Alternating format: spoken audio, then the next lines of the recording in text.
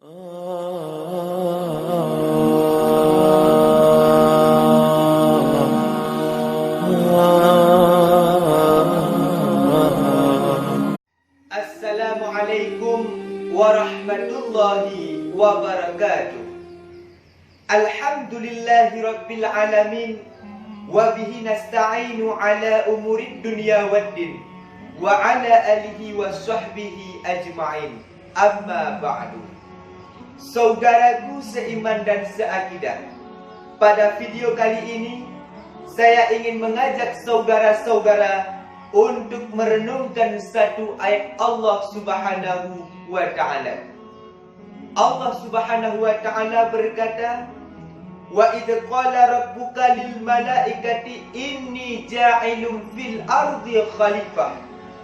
Qalu ataj'alu fiha ma yufsidu fiha wa yasfiku ad-dima wa nahnu nusabbihu bihamdika wa nuqaddisu lak. Qala inni a'lamu ma la ta'lamun."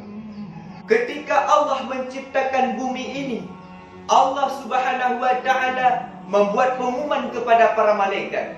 Allah berkata kepada para malaikat, "Inni ja'ilun fil ardi khalifah." Aku jadikan khalifah dalam bumi ini. Mereka yang akan menguasa di dalam bumi ini, mereka yang akan mengatur semua urusan bumi. Para malaikat berkata, "Ataj'alu fiha ma yufsidu fiha wa yasfiku dima."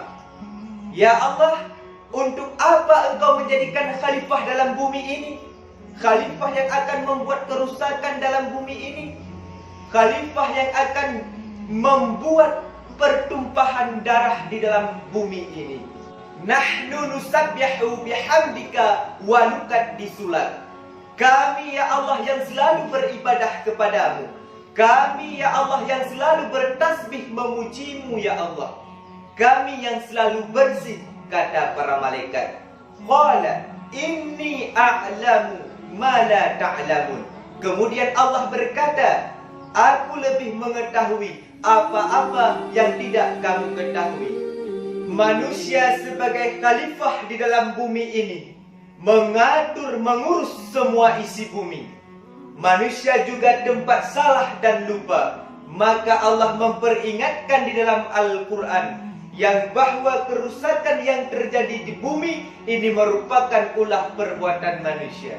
Baru-baru ini kita dikejutkan oleh gempa, dikejutkan oleh gelombang besar-besaran.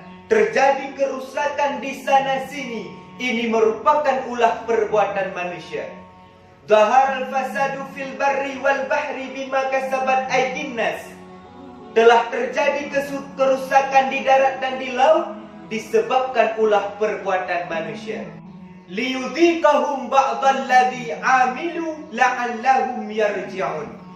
Supaya Allah merasakan kepada mereka sebahagian daripada perbuatan mereka, agar mereka kembali kepada Allah Subhanahu wa Ta'ala. Oleh karena demikian, kerusakan yang terjadi hari ini, baik di darat maupun di laut, ini merupakan ulah daripada perbuatan manusia.